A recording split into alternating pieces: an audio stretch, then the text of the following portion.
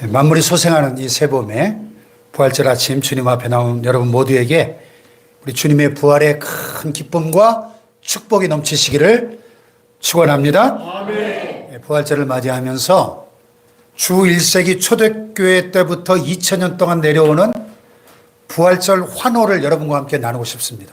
부활절 환호. 어떤 환호냐? 인도자가 예수께서 부활하셨습니다. 그러면 회중은 진실로 부활하셨습니다. 이렇게 하는 거예요. 다시 해볼까요? 예수께서 부활하셨습니다. 진실로 부활하셨습니다. 다시 한번. 예수께서 부활하셨습니다. 진실로 부활하셨습니다. 할렐루야. 아멘. 네.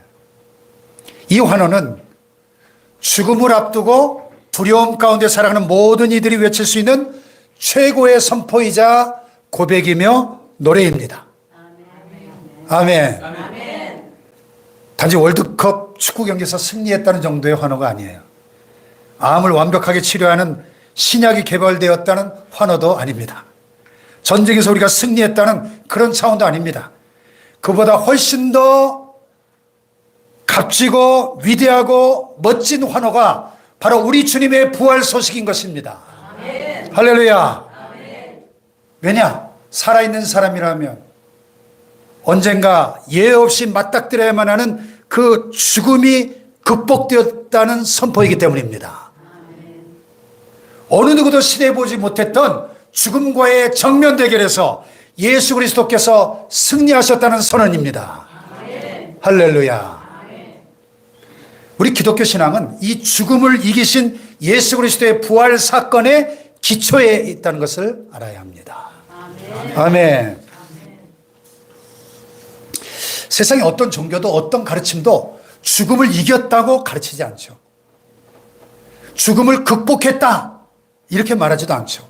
물론 그 죽음을 일종의 숙명으로 받아들이게 하거나 업보라고 운명으로 또 어떻게 하면 죽음을 잘 맞이할 수 있을지 가르치는 종교는 많이 있습니다. 요즘 웰비잉을 넘어서 웰다잉을 가르치는 분들이 많이 계시더라고요. 그러나 죽음은 그러한 방식으로 결코 극복될 수 있는 것이 아닙니다. 이런 가르침을 받아들인다고 해서 죽음의 문제 자체가 해결되는 것 또한 아니죠. 성경은 끊임없이 죽음은 죄의 결과이며 하나님을 떠난 인간의 숙명임을 끊임없이 반복해서 말씀하고 있습니다. 사망은 인간에게 가장 크고 상대하기 어려운 원수입니다. 사망은 총처럼 쏘는 힘이며 인간을 한 방에 무너뜨리는 감당하기 힘든 세력입니다. 그러나 성경은 이렇게 증언하고 있습니다. 고린도전서 15장 다 같이 시작. 사망아 너의 승리가 어디 있느냐? 사망아 내가 쏘는 것이 어디 있느냐? 사망이 쏘는 것은 죄요 죄의 권능은 율법이라. 우리 주 예수 그리스도로 말미암아 우리에게 승리를 주시는 하나님께 감사하노니. 아멘. 아멘. 그렇습니다. 예수 그리스도로 말미암아 예수 그리스도 때문에 우리가 죽음과의 싸움에서 승리하게 되었다는 것입니다. 아멘. 할렐루야. 아멘. 사망의 힘, 사망의 능력으로부터 벗어나게 되었다는 거예요. 이 사실을 고백하는 것이 우리의 믿음입니다. 그래서 우리가 오늘 부활주일을 맞이하면서 이렇게 환호하며 노래하는 거죠. 다시 한번 해볼까요? 예수께서 부활하셨습니다. 아니 그러면 여러분은 진실로 그래요. 벌써 까먹으셨네. 치매 초기 증상인데. 다시 예수께서 부활하셨습니다. 진실로 부활하셨습니다. 옆 사람 바라보면서 예수께서 부활하셨습니다. 진실로 부활하셨습니다. 할렐루야. 아멘. 바로 이 선언과 선포로부터 기독교가 시작된다는 것입니다. 인도에서 사역하셨던 유명한 미국의 스테니 존스 선교사님, 뉴욕타임즈가 선정한 세계에서 가장 위대한 선교사라고 평가받았던 이 스테니 존스 선교사님이 한 번은 길거리에서 복음을 전하면서 사람들 앞에 열심히 전도하고 있었습니다. 그 모습을 보던 무슬림 청년 하나가 퉁명스럽게 시비를 걸었어요. 여보시오, 우리 마호메트는 실존 인물이요, 그의 무덤이 메디나에 있단 말이요, 근데 당신의 예수의 무덤은 없지 않소? 그러자 선교사님이 기회다 싶어서 이렇게 데리고 갑니다. 아, 그래요? 사실은 예수님의 무덤도 있습니다. 그런데 텅 비어 있죠. 왜냐하면 죽었다가 부활하셨거든요. 할렐루야. 이 청년이 아무 대꾸도 못하고 가버렸다 그래요.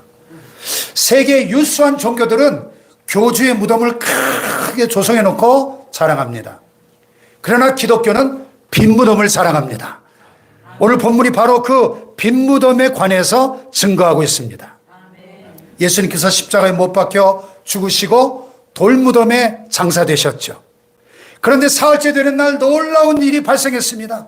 막달라 마리아를 포함한 여러 명의 여인들이 향품을 가지고 새벽에 그 무덤으로 향합니다. 예수님 시신에 향품을 발라드리려고 그랬던 거죠. 근데 걱정이 태산 같았어요. 왜? 무덤이 밑골을 커다란 돌이 장작막 여러 사람이 낑낑대고 밀어야 움직이는 큰 돌을 어떻게 열 것인가. 혹시라도 무덤을 지키는 파수꾼들에게 부탁해서 사정하면 되지 않을까 기대하면서 갔을 것입니다. 그런데 가보니까 이미 돌문이 치워져 있고 천사가 그 돌 위에 앉아 있는 겁니다. 그 모습이 번개같이 빛이 나가지고 파수꾼들이 혼비백산해서 다 도망치고 말았습니다. 여인들이 영문을 몰라 깜짝 놀라서 두려워하겠는데 천사가 뭐라고 말합니까? 너희는 무서워하지 말라. 십자가에 못 박힌 예수를 너희가 찾는 줄 내가 아노라. 그가 여기 계시지 않고 그가 말씀하시던 대로 살아나셨느니라. 와서 그가 누우셨던 것을 보라. 할렐루야. 무슨 말입니까? 예수님이 부활하셨고 이제 이것은 빈 무덤이다 하는 거죠. 할렐루야. 그렇습니다. 예수님의 무덤은 비어 있었습니다. 빈 무덤은 예수님의 부활에 대한 분명한 증거입니다. 그런데 이 역사적 사실을 부정하는 사람들이 참 많아요. 2000년 전부터 지금까지도. 그래서 계속 가짜 뉴스를 만들어내는데요. 예수님의 부활을 부정하는 대표적인 가짜 뉴스 5가지가 있어요. 첫째는 무덤 오인설. 이 여인들이 새벽에 컴컴할 때 이 예수님 무덤을 찾아왔다가 남의 빈 무덤을 잘못 알고 부활했다는 소문을 퍼뜨렸다는 거죠. 두 번째는 가사설이에요. 예수님 십자가에서 완전히 죽은 게 아니라 잠깐 기절했다가 무덤에서 깨어나가지고 탈출했다. 뭐 이런 그럴듯한 주장이에요. 세 번째는 시체 도난설. 예수님 제자들이 예수 시체를 훔쳐다가 숨겨놓고는 부활을 전파했다는 주장이에요. 네 번째는 집단 환상설이에요. 제자들이 예수님을 너무너무 그리워하다가 집단으로 헛것을 보았다는 주장이죠. 다섯 번째는 신화설. 예수는 실존 인물이 아니라 신화다. 이런 주장이죠. 그러나 이 모든 것은 다 억측일 뿐입니다. 우리가 잠깐만 깊이 생각해 봐도. 만약에 이런 주장들이 사실이었다면 기독교는 벌써 주 1세기 문을 닫았을 겁니다. 예. 순교자도 하나도 안 남았을 겁니다. 생각해 보세요. 예수님이 살아계실 때 체포되니까 제자들이 걸음아 날 살려라 다 도망쳤었는데, 그런데 죽은 예수를 위해서 자기들이 그 시체를 훔쳐다가 숨겨놓고 그 시체를 위해 순교했다는 게 말이 됩니까, 여러분? 앞뒤가 안 맞잖아요. 또 예수님이 부활하신 다음에 직접 40일 동안 이 땅에 계시면서 수없이 많은 증거로 친히 살아계심을 제자들에게 나타내 보여주셨잖아요. 예.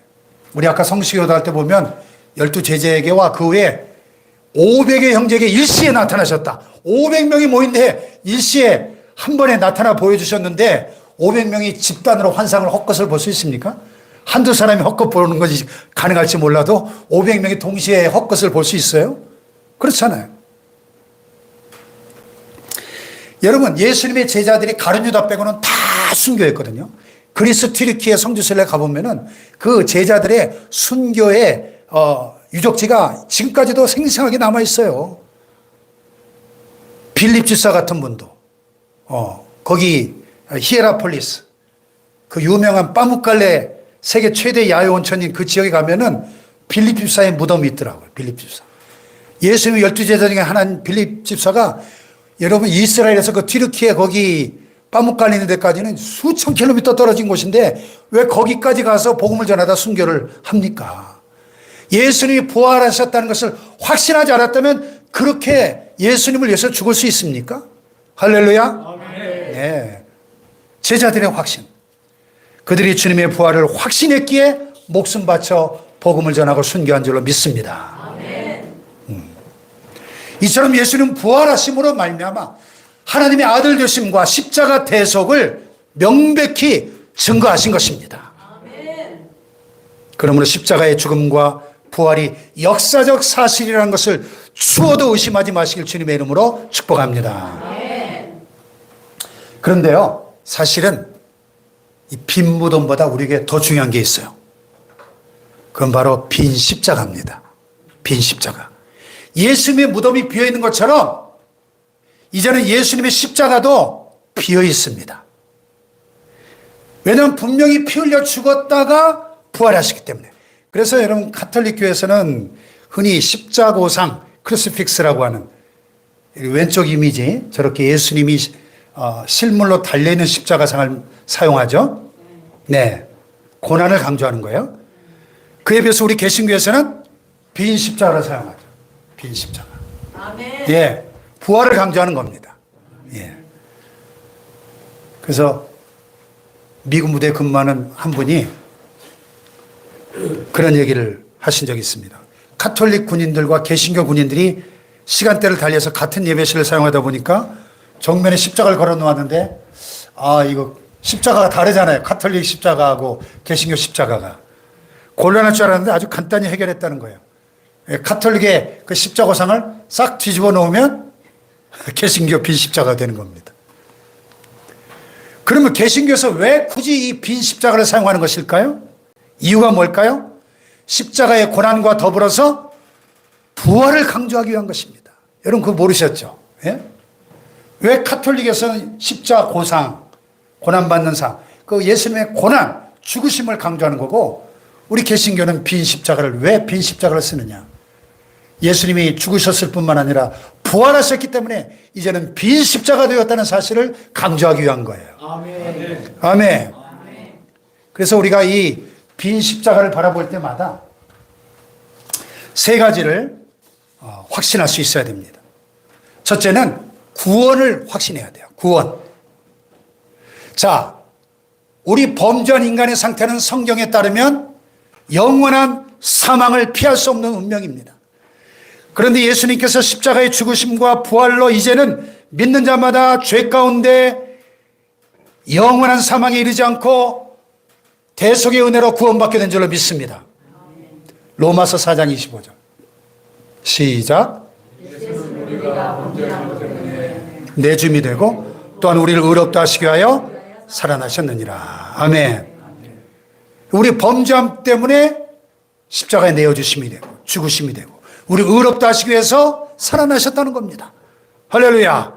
이렇게 해서 우리에게 의인이 되는 길이 활짝 열린 것입니다. 그리고 영원한 사망에서 구원받고 영생을 얻게 되었습니다. 할렐루야. 로마서 6장 23절 시작. 죄의 삭은 사망이요 하나님의 은사는 그리스도 예수 우리 주 안에 있는 영생이니라. 아멘. 그러니까 이렇게 표현할 수 있는 거죠. 예수님의 부활은 십자가의 마침표다. 한번 따라해 볼까요? 예수님의 부활은 십자가의 마침표다. 아멘. 부활로 인하여 십자가의 구원이 유효해진 겁니다. 유효. 여러분 어떻습니까? 예수님께서 나를 위해 십자가에 죽으셨다가 나를 위해 부활하셨음을 믿으십니까? 그렇다면 이제 구원의 확신을 가지고 날마다 영생의 기쁨을 누리며 살아가시기를 축원합니다. 할렐루야. 두 번째 우리는 빈 십자가를 바라볼 때마다 승리를 확신해야 됩니다. 승리. 예수님의 12제자들 원래 겁쟁이들이죠. 그래서 예수님이 십자가에 못 박히실 때 다 도망갔고 예수님 부활하시고 난 다음에도 직접 만나서 확신하기 전까지는 두려움과 공포 때문에 몰래 숨어서 벌벌 떨며 지냈지 않습니까? 그런데 사도행전을 보면 그들이 예수님이 승천하고 없으신데도 보혜사 성령님이 약속대로 그들에게 오셔서 성령으로 예수님이 그들과 함께 임재하시고 동행하시는 것을 깨닫고 난 다음부터 그들은 모든 두려움을 극복하고 승리하게 된 것입니다. 할렐루야. 불가능이 가능으로 바뀐 것입니다. 할렐루야. 오늘 우리도 마찬가지예요. 부활하신 예수님께서 성령을 통하여 지금 여기에 나와 함께 하신다는 이 믿음으로 꼭 승리하시기를 축복합니다. 예수님 말씀하셨죠? 요한복음 16장 33절에 다 같이 이것을 시작. 이것을 너에게 이르는 것은 너희로 내 안에서 평안을 누리게 하려 함이라. 세상에서 너희가 환난을 당하나 담대하라. 내가 세상을 어떻게 했다고요? 이겼대요. 세상을 이겼대요. 예수님이 사망 권세를 이기셨습니다. 사탄의 권세를 이기셨습니다. 여러분 인생이 가장 무서운 게 뭐예요? 사망과 사탄 아니에요. 근데 예수님이 사망의 권세도 이기시고 사탄의 권세도 이기셨다는 것입니다. 그래서 어떤 고난을 만나도 우리는 두려움 없이 승리할 수 있는 거죠. 그래서 바울이 뭐라고 외쳤어요? 로마서 8장에 누가 우리를 그리스도의 사랑에서 끊으리요? 환난이나 곤고나 핍박이나 기근이나 적신이나 위험이나 칼이랴. 그러나 이 모든 일에 우리를 사랑하신 이로 말미암아 우리가 어떻게 이겨요? 뽀듯이 이겨요? 넉넉히 이긴대요. 넉넉히. 할렐루야. 뽀듯이 오랜만에 써보네요. 뽀듯이. 넉넉히 이길 줄로 믿습니다. 네. 구세군 황선엽 사관 목사님의 간증인데요. 우리 매사 열심히고 공부도 사역도 열심히 해가지고 국내에서도 해외에서도 그러다 구세군 신학교 대학원 대학교 총장으로 재직을 하게 되는데 어느 날 갑자기 몸이 막 이상해지는 거예요. 처음에 몸살 감기인 줄 알았는데 상태가 점점 심해지는 겁니다. 병원에 가서 진단을 받았더니 의사가 급성 골수성 백혈병이라고 진단을 내려요. 한두 달 넘기기가 어렵겠습니다. 시험부 판정을 내리는 거예요. 청천벽력이죠. 의학적으로 마지막 방법을 써보긴 하겠지만 가능성이 별로 없다 그랬어요. 그래서 구세군 통신망에 기도 제목을 올렸어요. 마지막 방법을 쓰면서 하나님이 기적을 베풀어 주시면 사역의 현장에서 여러분을 뵙겠습니다. 혹시 하나님 부르시면 나중에 천국에서 뵙겠습니다. 그 투병 생활을 쭉 이어가고 있는 어느 날 옆자리에 누군가 이렇게 웅크리고 앉아 있는 겁니다. 내가 너무 지쳐서 헛것을 봤나 생각했는데 분명히 있었습니다. 근데 잠시 후에 사라져 버리는 거예요. 아, 예수님이구나 직감했습니다. 그러면서 이런 생각이 들었어요. 아, 내가 늘 십자가에 죽으신 예수님만 생각을 했는데 부활해서 살아계신 예수님이 나와 함께 계시는구나. 그렇다면 두려울 게 없죠. 담대히 기도했고 치유되는 기적을 경험하게 됩니다.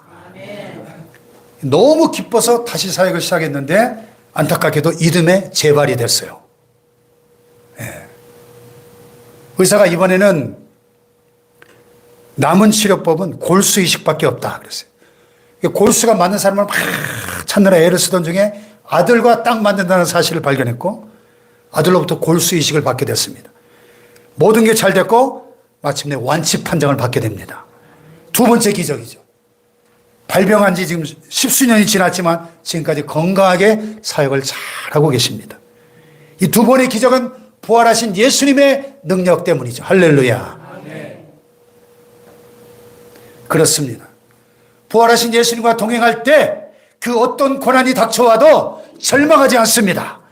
기도함으로 예수님의 능력을 힘입고 당당하게 승리할 수 있는 것입니다. 부디 이런 확신으로 늘 승리하는 저와 여러분 되시기를 축원합니다. 자, 옆에 분을 하이파이브 하면서 부활의 능력으로 승리합시다. 승리의 확신을 가지세요. 할렐루야. 네. 마지막 세 번째로 우리는 빈 십자가를 바라볼 때마다 장차 부활할 수 있음을 확신해야 돼요. 장차 부활, 미래적 부활. 우리가 아까 사도신경으로 신앙 고백할 때 맨 끝에 보면 우리 죄를 용서받는 것과 몸의 부활과 영생을 믿습니다. 아멘. 이렇게 끝나죠. 죄를 용서받는 것, 몸의 부활, 영생. The resurrection of the body. 몸의 부활. 이게 우리가 장차 받을 성도들의 부활이죠. 아멘입니까? 아멘. 몸의 부활. 데살로니가서 4장 18절 이하에 보면 주께서 호령과 천사장의 소리와 하나님의 나팔로 친히 하늘로부터 강림하시리니 그때에 그리스도 안에서 죽은 자들이 먼저 일어나고 부활하고 그 후에 살아남은 우리도 구름 속으로 끌어올려 공중에서 주를 영접하게 하시리니 그리하여 우리가 항상 주와 함께 있으리라. 그러므로 이 여러모로 서로 위로하라 그랬어요. 아멘. 고린도전서 15장 51절에도 보라 내가 너에게 비밀을 말하노니 우리가 다 잠잘 것이 아니요 마지막 나팔의 순식간에 홀연히 다 변화하리니 나팔 소리가 나매 죽은 자들이 썩지 아니할 것으로 다시 살고 우리도 변화하리라. 할렐루야. 예수님이 부활하셨던 그 부활체와 동일한 모습으로 저와 여러분도 장차 부활한다는 것이죠. 할렐루야. 네. 그래서 바울은 이런 사실을 누누이 증거합니다. 로마서 6장 5절 같이 읽어볼까요? 시작. 만일 우리가 그의 죽으심과 같은 모양으로 연합한 자가 되었으면 또한 그의 부활과 같은 모양으로 연합한 자도 되리라. 아멘. 예수 죽음, 내 죽음, 예수 부활, 내 부활이라는 거예요. 예수님이 2000년 전 죽으실 때 나의 옛사람, 죄의 사람도 죽었고 예수님 부활하시는 그 순간에 나도 그 부활의 능력으로 새로 거듭나고 새 삶을 얻게 되었다는 겁니다. 할렐루야. 그래서 장차 예수님이 재림하실 때 부활하게 된다는 것이죠. 할렐루야. 네. 로마서 8장 11절에서도 다 같이 시작. 예수를 죽은 자 가운데서 살리신 이의 영이 너희 안에 거하시면 그리스도 예수를 죽은 자 가운데서 살리신 이가 너희 안에 거하시는 그의 영으로 말미암아 너희 죽은 몸도 살리시리라. 아멘.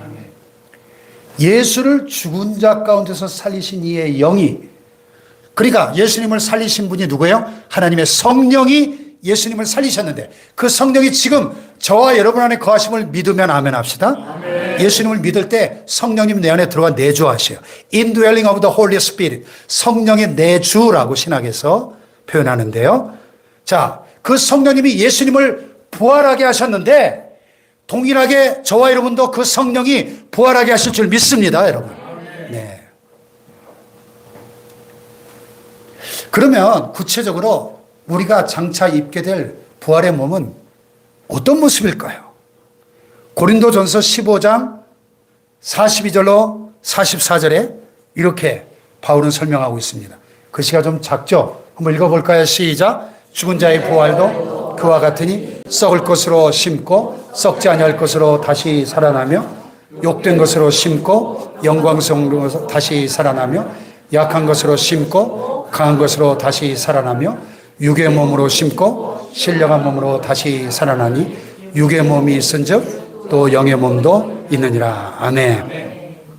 그러니까 장차 우리가 입을 부활체의 모습을 네 가지로 바울은 설명해. 첫째는 무슨 몸? 썩지 않는. 지금 이 몸은 썩을 몸이잖아요. 예? 우리 옛날 어르신들이 맨날 막 썩을 놈 진짜 맞는 말이에요. 그렇지라고 보니 이 썩을 몸 아닙니까 다 우리가. 그런데 썩지 않는 몸으로. 그 다음에 무슨 몸? 영광스러운. 지금 이 몸은 참 욕된 몸이잖아요. 얼마나 욕된 몸입니까? 영광스러운 몸. 세 번째는 강한 몸. 얼마나 약해요.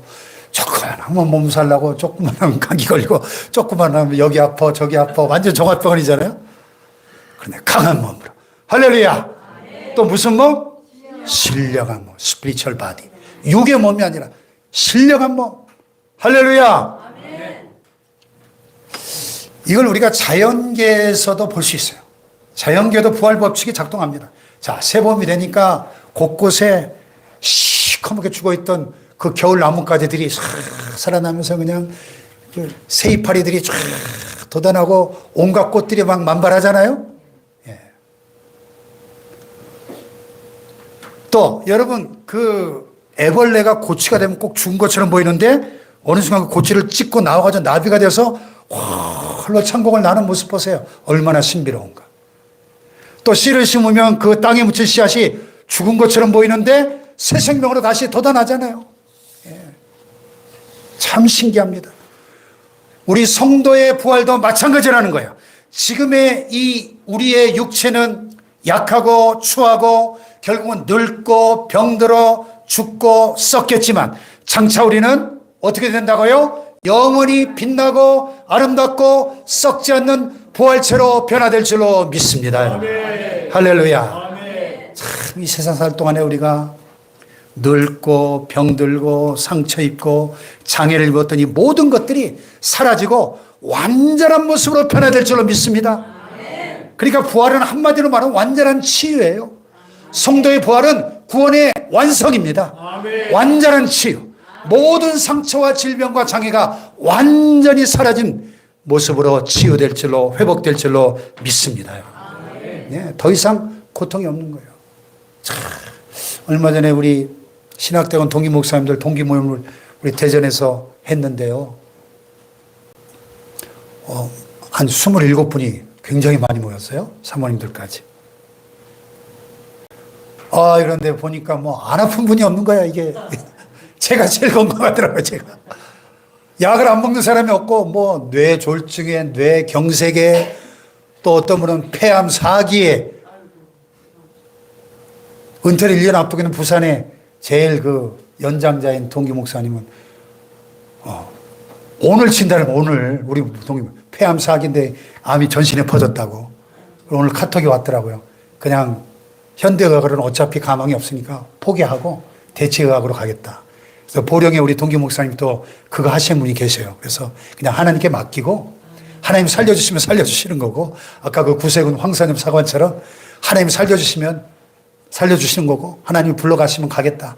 이렇게 카톡이 왔더라고요. 예. 여러분 이 땅에 사는 동안에 우리는 저와 여러분은 다 시간 참아 있을 뿐이지 어차피 다 언젠가는 생로병사 늙고 병들어 죽어야 돼요. 이 몸은.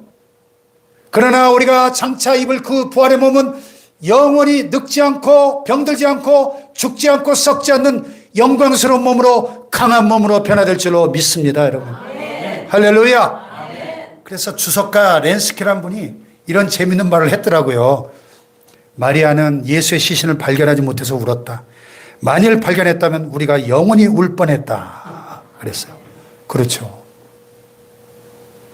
예수님이 죽으심으로 끝나버렸다면 무슨 소망이 있어요, 우리에게? 구원이 완성될 수 없었을 것입니다.